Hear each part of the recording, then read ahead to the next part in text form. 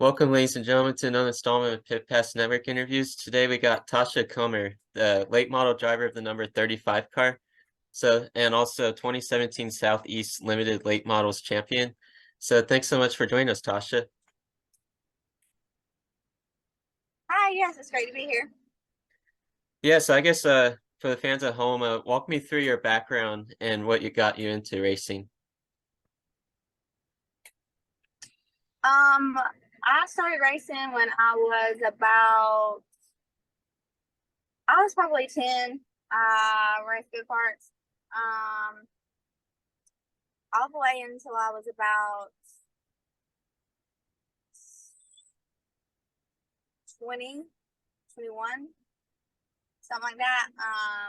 We traveled, we raced series. My whole family did it for a very long time. My brother has raced like his whole life. So he actually ran a couple. He ran the Bush series back when it was Bush. A couple years in that. So that's kind of how we all got started. Awesome. And what do you remember what your very first car number was? Yeah, my very first car number was a 97. I was 97 for a long time until when I started racing cars, when I got into late model, there was already a 97, so I had to change the number. And so I picked 35 and I've stuck with that pretty much ever since. Awesome. And is there any significance with the number 97? No, I don't know why. I don't know what led me to pick that. I just when I started go-karting, that's just the number that I picked, and I ran it well the whole time I raced go-karts. That was my number. So, um, yeah, I'm not really sure. I just picked that. And then is there any meaning behind the 35 number as well? Yeah, I mean, my brother's always been 32, so I've actually drove some of his cars back when I first started, and so I was the 32, and I kind of wanted to stick in the 30s. I had a nephew that was running 33 at the time, and then another nephew that was running the number 30. So I just like the way the 35 looked on the car, and it just stuck. That was probably like, gosh, 15 years ago or something. So it's been a long time. That's very cool. And you said your brother is a racer as well. Is he a older or younger brother? He's older. Yeah. He raced first in the family, and yeah, he raced late model and he raced different series. Like he raced um the USAR race when it was a thing, and then he raced Hooters Pro Cup back when it was a thing, and then yeah, he went actually on up into Bush and raced Bush for a few years, and then he just decided to have a family, and so he just started doing local stuff again, and now he just races like every once in a blue moon. Yeah, it's very cool. And do you have any other family members that race as well? Yeah, my nephew races some, and then my son's my brother's son is racing go karts too, and my great nephew has started racing go karts as well. So yeah, we always are racing something for sure. Yeah, it's very cool. And then, so you scored your first career limited late model victory at your home racetrack out of all places in 2016 at Greenville Pickens Speedway in South Carolina. So what extra gratification was it to taste victory lane for the first time in front of the hometown fans? Um, it was it I can't even describe it. It was just like exhilarating. I was like the first female to win in the late model series there, so it was like huge. Um, and my mom had passed away like the previous like December 31st. So when I won that in March, it was just overwhelming, like for my family with emotion, and just to get that like first win and first win as a female in that division there. It is probably it's undescribable really. It was just amazing. Yeah, it's very cool. And I guess you mentioned you were the first female to win on that racetrack. So what does it mean to like hold that honor? I wasn't the first female to win on the racetrack. I was the first female to win in that series. So there was another girl that won there in a different series. I was just the first female to win in like the late model division. I think she won in Chargers in the Charger series. So I was the first one to win in the late model series. It was a dream for several years. I even had said in like a news article, probably like 3 years or 2 years before that, that was a huge goal of mine, that I wanted to be the first female to win in the late model division. So the fact that I actually did it was, I was just very excited to be able to do that, to fulfill that dream of mine. Yeah, it's very awesome. And then you also won at that same racetrack, Greenville Pickens Speedway, the following season in 2017. So I guess what confidence booster did it give you that to be able to win at your home track for a second time then? Yeah, I um I won that year, and then I think the next year I won like twice or three. I think I won 3 or 4 times there. But I love it's every time I win there, it's always great because there's not many females, so um the fans really like it. They go crazy, and it's just a huge accomplishment because that's a hard track, and it's a flat track, and so it's just one of a kind, and to be able to win there and yeah, your home track, it's just such a high for sure. Yeah, for sure. That's very awesome. And then I know there's trying to withstand the racetrack right now. I saw your Facebook post back on March, campaigning to like save the Greenville Pickens Speedway racetrack Yeah. as it's close to being possibly sold. So I guess you posted that like a few months ago. So I guess how's the racetrack looking now a few months later? Is it still in danger of being sold? Um, that whole land has been like for sale for years. Um, but people have been like coming in and leasing the track part because there's like over um like well over 200 acres on that lot, and the same man owns it all. So it's always been kind of up for sale this whole time. It's just not very advertised like a lot um as for sale. So there has been like people come in and like lease the track part. Um, so there's not a lot of talk about anybody leasing it right now. So it's just kind of sitting.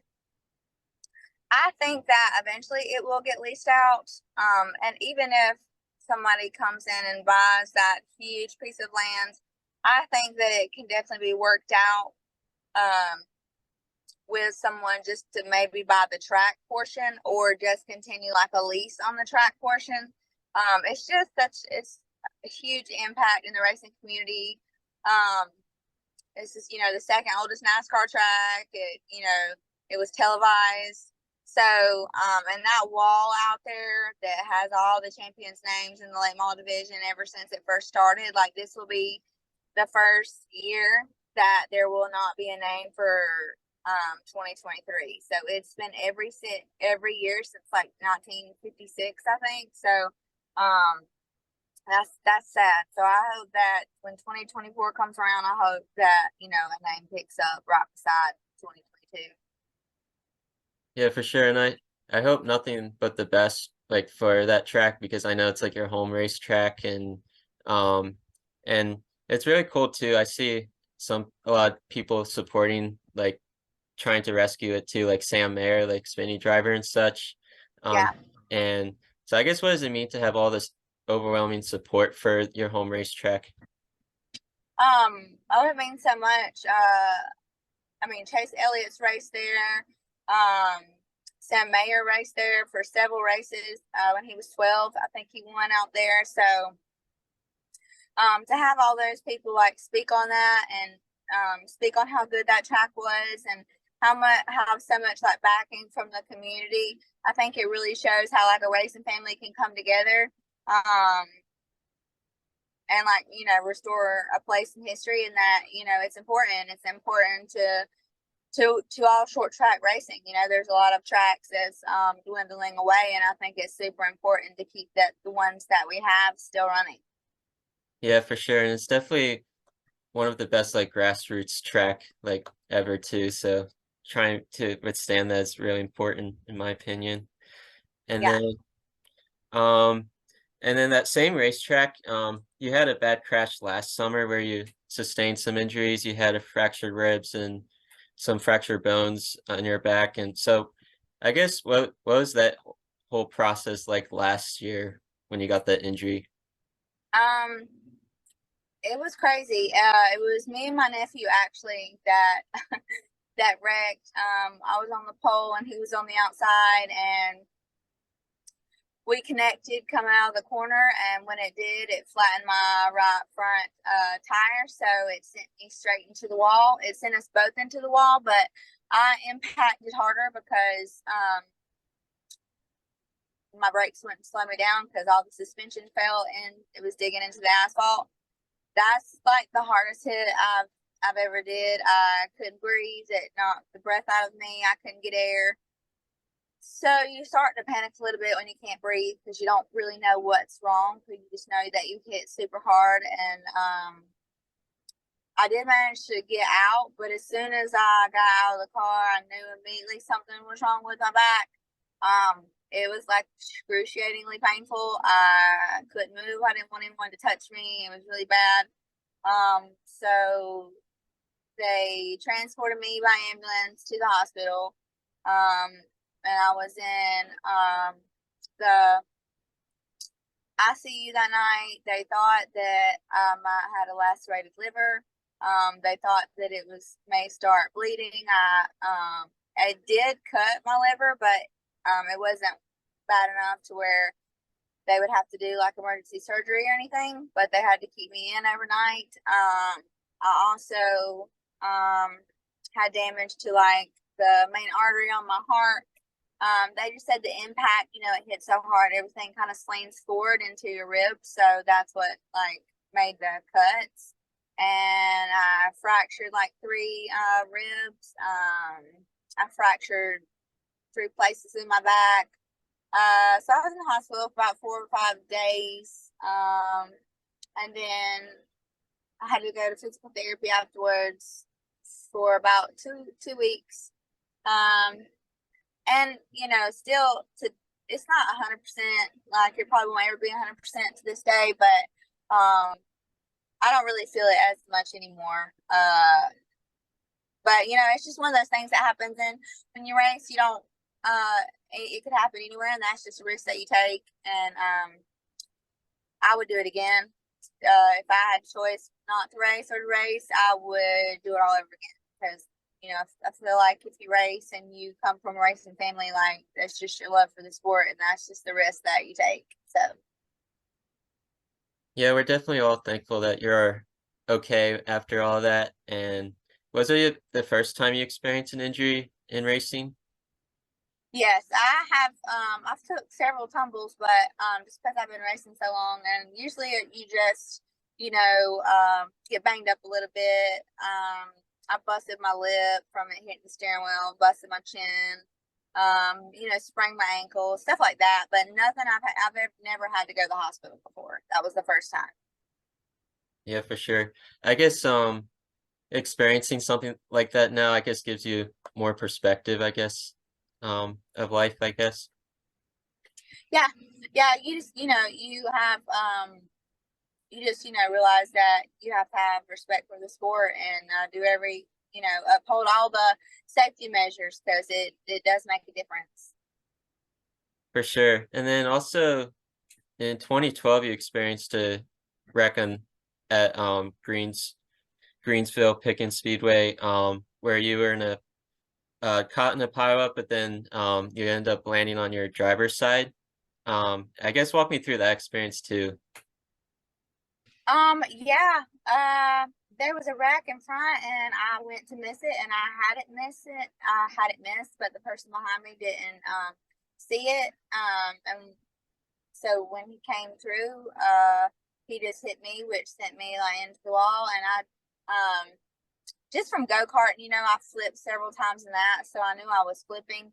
Um the worst thing about that was trying to climb, because when it's on its side, it's totally different than when it's on its, you know, its right side. So that was an experience. It felt like I was in a jungle gym trying to climb through.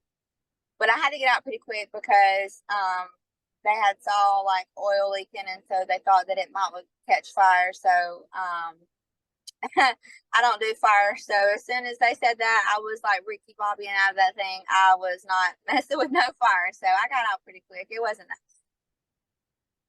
Yeah, for sure. And then, um, so you've been racing a while now, I would say. So do you ever give out racing pointers to any of the younger drivers you race against?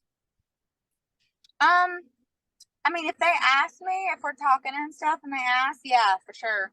I try to help them in any way I can, but they don't really. I mean, there's been a few that ask, but some people they don't really ask much. So everybody just kind of stays, I think, you know, to their own crew or who came, you know, with them. So you don't really get asked as much as you would think. For sure. And then, over the years you've been racing, what's been your favorite racetrack you've raced on? Um, I want to say Greenville because it's my home track and I have so many laps around that place. I could go backwards, but I recently started racing at Tri County and I really love that racetrack. If it was closer to here, I would probably pick it over Greenville, but it is 2 hours away. So, um, but that's where I've been racing so far this year and I really love it. It's so much fun. Yeah, for sure. And you mentioned Greenville and Tri-County. Is there any other racetracks that like what were like throughout your career, what's been like the racetracks you've raced on? I've raced at Anderson Motor Speedway. I've raced at Florence Motor Speedway. I've raced at Myrtle Beach uh, Speedway. I've raced at Dillon Motor Speedway. Yeah, Tri County and Greenville. So that's it so far. Yeah, it's very cool. And I guess what racetrack that you haven't gotten to experience yet would you most would like to experience in the future? Um, I would love to go to Bristol, but they don't. I don't think they really have late models or anything like that. So I don't know, maybe. I think Bristol will be super fun just because it's so small. If Newport ever reopens again, that's definitely a track I would love to go to. It's short and a lot of banking and it's like a little Bristol. So, yeah, either one of those for sure. Yeah, it's very cool. And then what would you say is your do you have any like pre-race routine you do? Um, Not really. I mean, I always pray every time I get, you know, in the car and I get buckled in, I always say a prayer. So, because you don't never know what's going to happen. But other than that, there's not really much of a routine. You know, you put on all your equipment in a certain way, but other than that, saying a prayer, that's really all I do. Yeah, it's very cool. And then heading up to heading up to the race like the week prior or so, how do you like prep for the race? And like do you like help the set up the car and stuff in the race shop and stuff? Yeah, I help. My husband does a lot of it though. Well, most of it, and then we have a few guys that help us. So, But once you get it set up and you're racing at like one track for a while, you really don't have to do much. Rather than just like wipe it down and you might have to adjust your valve sometimes, stuff like that. But there's really not much to do if you're happy with how it's running. If you're not happy with how it's running, you'll go back through your setup. But or if you crash, you have to fix that. But other than that, there's really not much to do in between. And I guess like before your late model days, what other racing series did you race in before? After go-karting, I did BM modified for a year at Anderson. And then after that, I went straight to late. Yeah, it's very cool. So I guess going back to 2020 now when the pandemic started, um like how did you handle yourself during that time, not being able to race for a long period? It was rough. Everybody was super antsy about not being able to race. But luckily we didn't have to wait too long because Greenville did open back up, I think in June. So they normally don't have their first race until like middle of March. So it wasn't as long as some tracks, but you're definitely starting to get antsy, wanting to race, and so yeah, I was just lucky they opened up when they did. Yeah, for sure. And then what would you say has been your favorite racing memory thus far in your career? Oh, definitely first win. Definitely first win in late model. That's the best memory ever. And then growing up, did you have a favorite driver? Um, I always loved Earnhardt, just like everybody else. Now it would probably be Kyle Larson. I like how he drives, and I like his personality and how he is, how he carries himself at the track also. So that's my favorite one now. And I've always loved Dale Jr. also. He's a staple in racing. So yeah, pretty much them three. Yeah, and I saw you've met Dale Jr. before, so what was that conversation like with him? Oh yeah, that was super cool. You don't get he was about to race, so I caught him like right when he was about to go and get in his car, so I didn't have but a second. But it was cool, I told him I race, and he was a super nice guy. Very, very humble, and he seemed like a great person for sure. Yeah, that's very cool. And then as a kid, have you ever had like second thoughts of not doing racing in your future, or was your mindset all racing? No, I've never thought once about I wanted to stop. Never. Ever since I started, I've never wanted to stop. And then and then before races, you've often sang the national anthem before races. So I guess do you have like a singing background from like school? Like did you sing in the chorus or anything? Yeah, I've always sung since I was like 4 or 5 years old. I've always sang. I sang in church. I was in chorus in school. I did the talent show. So I took voice lessons. Um, yeah, when I was little, I always said that I was gonna sing and then I was gonna race on the weekends. So that was what I was when I was little. That's what I said I was gonna do. Yeah, it's very cool you have that talent as well as your racing talent. So it's really cool you have that combination there. Um, and then as far as like car setup during a race, if you can't have a car like perfect, like neutral wise, would you prefer a loose car or a tight car? Loose for sure. I cannot stand a tight car like ever. So I would definitely rather have it loose. And then as far as your racing style, are you more of a hard on entry or slower on entry type of driver?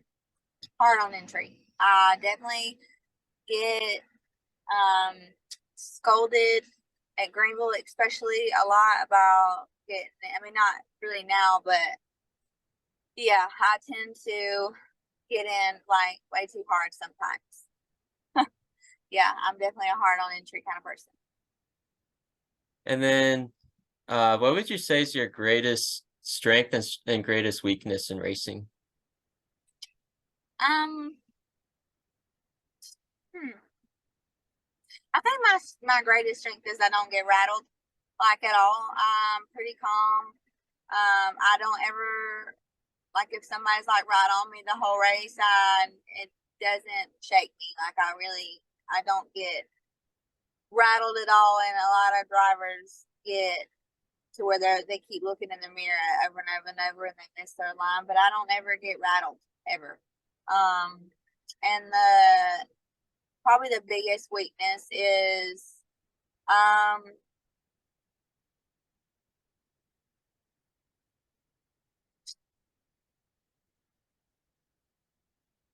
probably the biggest weakness has been a female in this race because you know they just kind of look at you when you first start racing somewhere. You kind of have to, it's like you have to prove something when you're there. Now, if you've been racing somewhere for a while and they get to know you and know how you drive and stuff, then it's different and it doesn't really play, it doesn't really make a difference. But going somewhere new and stuff, um, you definitely feel like you have to, prove something. And they do drive you differently a little bit. They tend to be more aggressive. Not all drivers, but some drivers. So I would say, like, if I could mask myself into a boy before every race, I definitely would. That's why I don't run pink or anything like that. I don't want to be recognized as being a female. I'd rather everybody just think I was a guy. So I definitely think that's the biggest weakness is being a female. And then as a like during your childhood, have you ever tried any other sports or just all racing?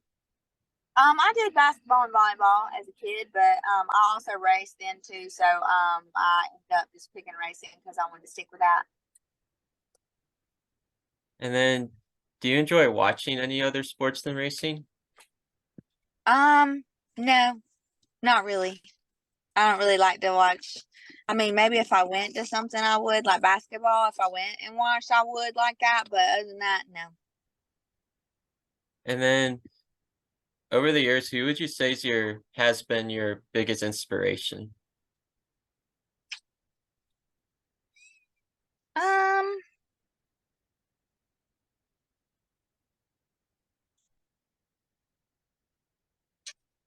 I don't really think I have a biggest inspiration. Um, no, I think, several drivers have come a long way in the field. But Chase Elliott's done really well. Kyle Larson's done really well. Josh Berry's done really well. Um, but I don't think I really have an inspiration. Mm-mm.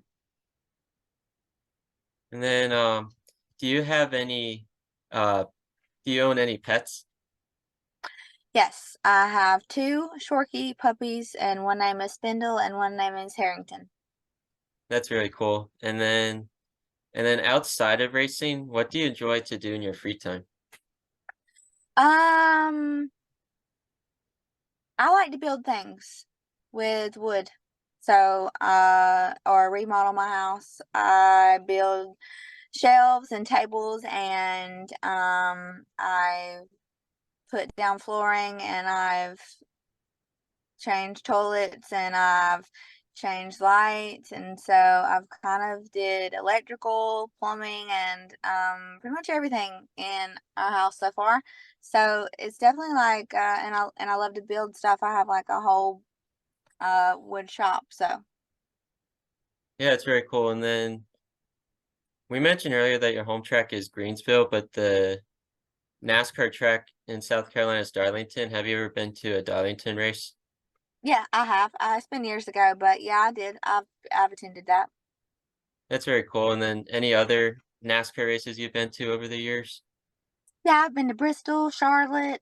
I think that's all. Bristol and Charlotte. That's very cool. And then I guess your schedule coming up, what races do you have coming up for you? My next race will be August 5th at Tri County, and then I I plan to finish the season out there. Yeah, that's very awesome. And then I guess we'll close with some fun questions I have for the fans. I guess the first one is, have you ever been overseas before? I have. I've been to Jamaica and I've been to Mexico. That's very cool. And then I guess the next one, who is your all-time favorite Disney character? Goofy. Can't go I wrong with love that. Goofy. Yeah, can't go wrong with that. And then what was your favorite cartoon growing up? I didn't watch cartoons. Maybe Rugrats. Yeah, probably Rugrats. That's very cool. And then what would you say is on your bucket list? My bucket list would be to get my name on the championship wall at Greenville Pickens, but it has to open. So other than that, I want to skydive.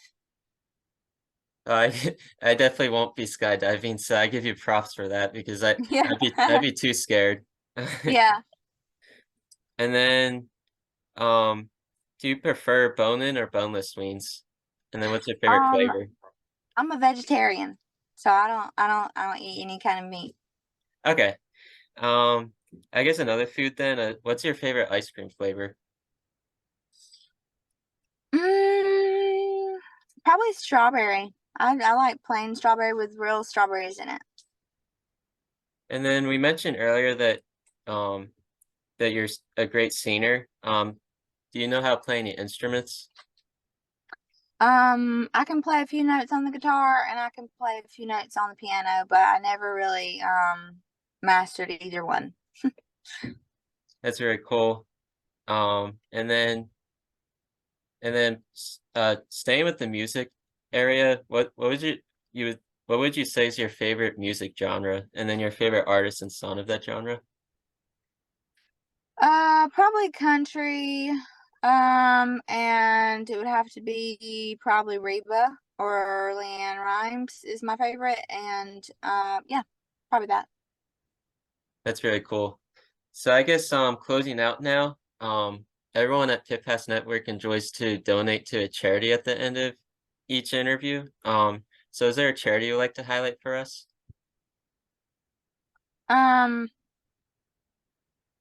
yeah, anyone that does for diabetes, because that's what my mom died from. So, anything for diabetes would be great.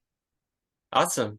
Well, thanks, Yeah, Tasha, so much thank for you. taking the time to join us tonight or this Yes, evening, and wish you the best of luck the rest of thank the you. time of racing and the seasons to come. Yes, thank you very much.